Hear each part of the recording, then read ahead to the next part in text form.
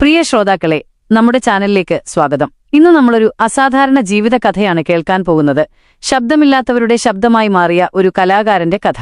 അതെ, റാപ്പർ വേടൻ എന്ന് നാം സ്നേഹത്തോടെയും ആദരവോടെയും വിളിക്കുന്ന ഹിരൺദാസ് മുരളിയുടെ ജീവിതയാത്ര. തുടക്കത്തിൽ തന്നെ ഒരു കാര്യം ഓർമ്മിപ്പിക്കട്ടെ, ഇതുപോലുള്ള കൂടുതൽ കഥകൾ കേൾക്കാൻ ഞങ്ങളുടെ ചാനൽ സബ്സ്ക്രൈബ് ചെയ്യാൻ മറക്കരുതേ. എന്നാൽ നമുക്ക് കേൾക്കാം വേടന്റെ കഥ. വേടൻ, ശബ്ദമില്ലാത്തവരുടെ ശബ്ദം, പോരാട്ടങ്ങളുടെയും പാട്ടുകളുടെയും ജീവിതം. കേരളത്തിലെ സാധാരണമായൊരു വീട്ടുമുറ്റത്താണ് ഹിരൺദാസ് മുരളിയുടെ ജീവിതം ആരംഭിക്കുന്നത്. കൊച്ചുകാതിനു ചുറ്റും കേട്ട ദാരിദ്ര്യത്തിന്റെയും കണ്ണുകൾക്ക് മുന്നിൽ കണ്ട ജാതി വിവേചനത്തിന്റെയും സാമൂഹിക അനീതികളുടെയും നേർചിത്രങ്ങൾ ആ മനസ്സിൽ ആഴത്തിൽ പതിഞ്ഞു. അന്നുമുതൽ ആ കുഞ്ഞു ഹൃദയത്തിൽ ഒരു ചോദ്യം വളർന്നു: എന്തുകൊണ്ടാണിങ്ങനെ? ഈ ചോദ്യത്തിനുള്ള ഉത്തരവും അതിനെതിരായ പോരാട്ടവുമാണ് പിന്നീട് വേടൻ എന്ന കലാകാരനെ രൂപപ്പെടുത്തിയത്.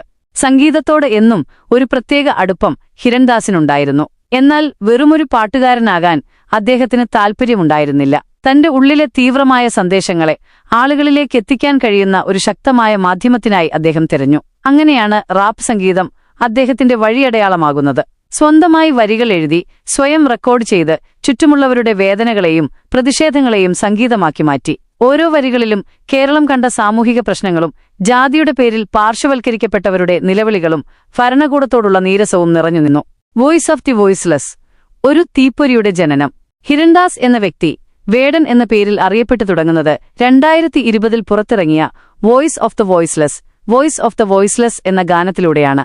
ദളിത് സമൂഹങ്ങൾ അനുഭവിക്കുന്ന അടിച്ചമർത്തലുകൾ, അവർക്ക് നീതി നിഷേധിക്കപ്പെടുന്ന അവസ്ഥ, ഭരണകൂട സംവിധാനങ്ങളിൽ പോലും അവർ നേരിടുന്ന അവഗണന, ഇതൊക്കെ വേടനെ വല്ലാതെ ഉലച്ചിരുന്നു. ഈ നിസ്സഹായത കണ്ടപ്പോൾ അദ്ദേഹത്തിന്റെ ഉള്ളിൽ ഒരു തീപ്പൊരി ജനിച്ചു.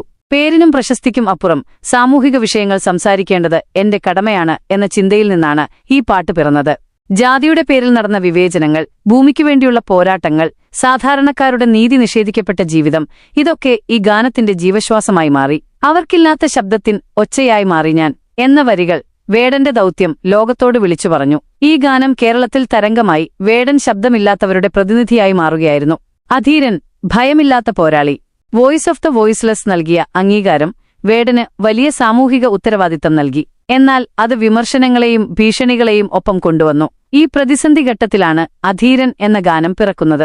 താൻ എന്തിനാണ് നിലകൊള്ളുന്നത്, ആർക്കുവേണ്ടിയാണ് സംസാരിക്കുന്നത് എന്ന് വ്യക്തമാക്കാൻ അദ്ദേഹം ഈ പാട്ടിലൂടെ ശ്രമിച്ചു. ഒന്നിനെയും ഭയക്കാത്തൊരുത്തൻ, അതാണ് ഞാൻ എന്ന് വേടൻ ഈ ഗാനത്തിൽ ഉറക്കെ പ്രഖ്യാപിച്ചു. ഇത് ഒരു വ്യക്തിയുടെ പ്രതിരോധം മാത്രമല്ല, ഒരു സമൂഹത്തിന്റെ പോരാട്ട വീര്യത്തെയാണ് അടയാളപ്പെടുത്തിയത്.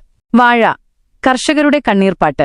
കേരളത്തിലെ കർഷകർ, പ്രത്യേകിച്ചും വാഴ കർഷകർ നേരിടുന്ന ദുരിതങ്ങൾ, പ്രകൃതി ദുരന്തങ്ങൾ വരുത്തിവെക്കുന്ന നഷ്ടങ്ങൾ, സർക്കാരിന്റെ അവഗണന, ഇതൊക്കെ വേടന്റെ മനസ്സിൽ ഒരു നീറ്റലായി അവശേഷിച്ചു. തന്റെ ചുറ്റും കണ്ട ഒരുപാട് കർഷകരുടെ കണ്ണീരാണ് വാഴ എന്ന ഗാനത്തിന് പിന്നിൽ.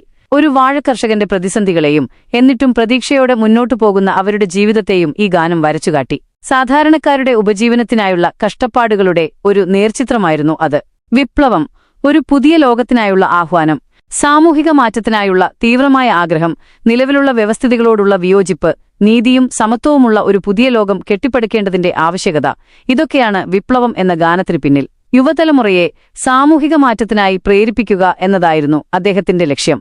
ജാതിക്കും മതത്തിനും വർണ്ണത്തിനും അതീതമായി മനുഷ്യൻ ഒന്നിക്കണമെന്ന് ഈ ഗാനം ആഹ്വാനം ചെയ്തു. അടിച്ചമർത്തപ്പെട്ടവർക്ക് നീതി ലഭിക്കുന്ന ഒരു സമൂഹം എന്ന സ്വപ്നമാണ് ഈ ഗാനത്തിന്റെ കാതൽ. ഇത് കേവലം ഒരു പാട്ടായിരുന്നില്ല, ഒരു സാമൂഹിക മുന്നേറ്റത്തിനുള്ള മാനിഫെസ്റ്റോ ആയിരുന്നു. തെരുവിന്റെ മോൻ, ജീവിതം പഠിപ്പിച്ച പാഠങ്ങൾ. വേടൻ വളർന്നുവന്ന ചുറ്റുപാടുകൾ, തെരുവുകളിലെ ജീവിതം, അവിടുത്തെ സൗഹൃദങ്ങൾ, അതിജീവനത്തിന്റെ പാഠങ്ങൾ എന്നിവയൊക്കെയാണ് തെരുവിന്റെ മോൻ എന്ന ഗാനത്തിന് പ്രചോദനമായത്. തെരുവ് നൽകുന്ന കരുത്തിനെയും തിരിച്ചറിവുകളെയും ഈ ഗാനം ഉയർത്തിപ്പിടിച്ചു. ഇന്ന് വീണ മുറിവ് നാളെ അരിവാളല്ലേ എന്ന വരി വേദനകൾ ശക്തിയായി മാറുന്നതിനെ സൂചിപ്പിച്ചു. തെരുവുകൾ കേവലം മാലിന്യക്കൂമ്പാരങ്ങളല്ല, ജീവിതത്തിന്റെ പച്ചയായ യാഥാർത്ഥ്യങ്ങളെ പഠിപ്പിക്കുന്ന ഇടങ്ങളാണെന്ന് ഈ പാട്ട് ലോകത്തോട് പറഞ്ഞു. ഭൂമി, പ്രകൃതിയുടെ നിലവിളി.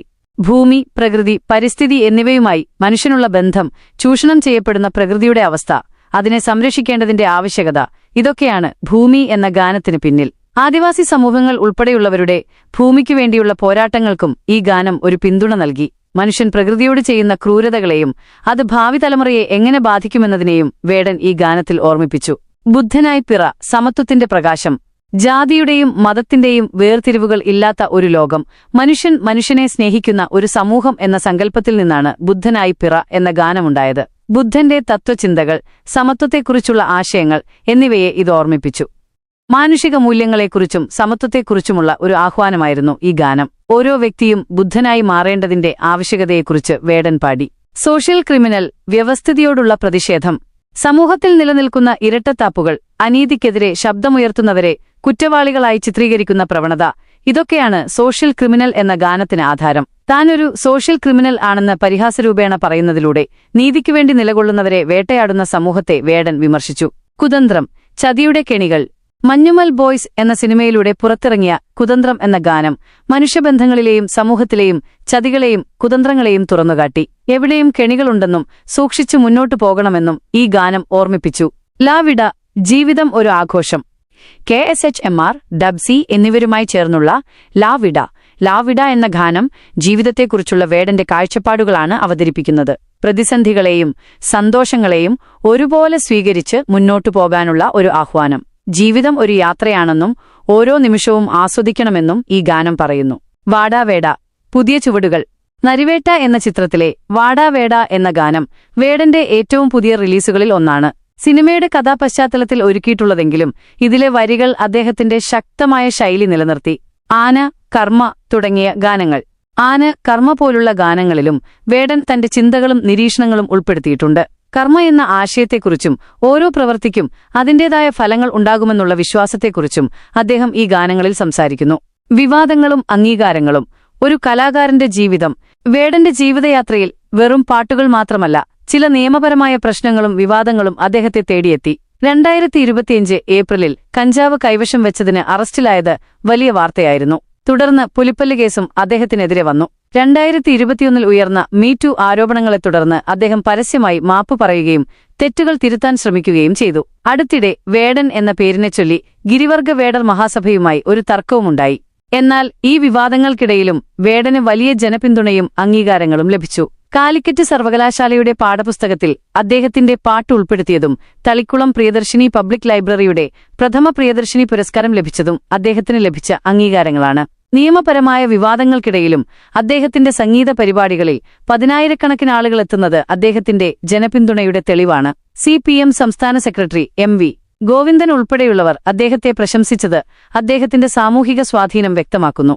വേടന്റെ ജീവിതം പൊതുവെ വിവാദങ്ങളും വിമർശനങ്ങളും അംഗീകാരങ്ങളും ഒരുപോലെ നേരിടുന്ന ഒന്നാണ്. അദ്ദേഹത്തിന്റെ സംഗീതവും സാമൂഹിക കാഴ്ചപ്പാടുകളും നിരന്തരം ചർച്ച ചെയ്യപ്പെടുകയും സ്വാധീനം ചെലുത്തുകയും ചെയ്യുന്നു. ഒരു സാധാരണ യുവാവിൽ നിന്ന് സാമൂഹിക മാറ്റത്തിനായി ശബ്ദമുയർത്തുന്ന പോരാട്ടങ്ങളെ അതിജീവിച്ച ഒരു പ്രശസ്ത കലാകാരനായി മാറിയ വേടന്റെ യാത്ര നിരവധി പേർക്ക് പ്രചോദനമാണ്. ഇന്നും വേടൻ തന്റെ സംഗീതത്തിലൂടെയും വാക്കുകളിലൂടെയും സമൂഹത്തിൽ മാറ്റങ്ങൾ കൊണ്ടുവരാൻ ശ്രമിച്ചുകൊണ്ടിരിക്കുന്നു. അദ്ദേഹത്തിന്റെ ഓരോ പാട്ടും ഒരു കഥയാണ്, കേരളത്തിന്റെ സാമൂഹിക യാഥാർത്ഥ്യങ്ങളുടെയും അതിജീവനത്തിന്റെയും പോരാട്ടത്തിന്റെയും കഥ.